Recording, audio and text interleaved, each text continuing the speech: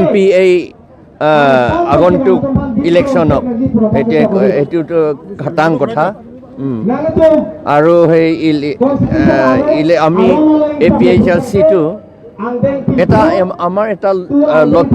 লক্ষণ আছে কিবা কৰিবলৈ সেইটো এচিভ নকৰালৈকে আমি কৰি থাকিম ডেম'ক্ৰেটিক চিষ্টেম ষ্ট্ৰাগলটোহে আমি চলাইছোঁ সেইকাৰণে ইলেকশ্যনটো কণ্টেষ্ট কৰিবই লাগিব আমাৰ কাৰণে আৰু আমি জিকিম এইবাৰটো নিজিকা কথা নুঠে বুলি আমি দেখিছোঁ আমাৰ মূল প্ৰতিদ্বন্দ্বী অমৰ সিং কিছু বিজেপি হ'ব নেকি বিজেপিৰ কাৰণে তেওঁলোকৰ টকা বহুত আছে সেইকাৰণে আমাৰ ইছ্যুটো আমাৰ 6th শিডিউলটো ইমপ্লিমেণ্ট কৰিব লাগিব ফুল্লি আৰু অট'নমাছ ষ্টেট আমাক দিব লাগিব আৰু আমাৰ খিলঞ্জীয়া অসমীয়াসকলক আদিবাসীসকলক আৰু ট্ৰাইবেল যিমান আছে 6th শিডিউল যিটো কৈছে পেৰাগ্ৰাফ 1 আৰু 20 যি কৈছে সেইটো মতে আমাক ৰক্ষা কৰিবলৈ আমি চব কৰিব লাগিব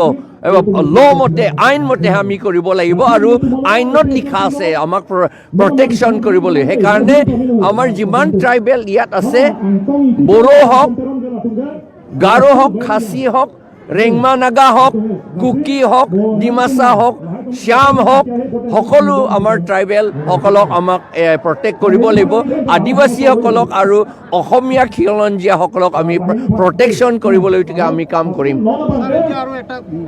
এই কাৰ্ডটো যদি ইমপ্লিমেণ্ট কৰে তেতিয়াহ'লে এইটো এগেইনষ্ট 6th শিডিউল হ'ব আমাৰ against protection of Asomiya people in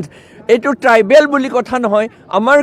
গোটেই অসম বা নৰ্থ ইষ্টটোকে আমাক এফেক্টেড হ'ব এডভাৰ্ছ এফেক্ট হ'ব বেয়া এফেক্ট হ'ব এইটো সেইকাৰণে কা বিৰোধে আমি কাম কৰিম মইতো কৰিম জিকিলে এইটো কা বিৰোধেহে কৰিম আৰু UCC বিৰোধে আমি কৰিম আৰু এটা নতুন আকৌ কিবা এটা হিলিং প্ৰেক্টিচেছ বুলি পেলাই কিবা এটা আইন ওলাইছে এইটো আমাৰ যিবিলাক কাৰ্বি মানুহ বা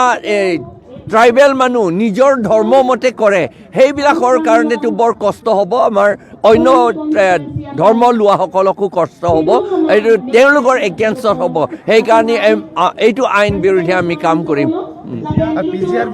PGR কথাই নাই এইটো আইনতেই লিখা আছে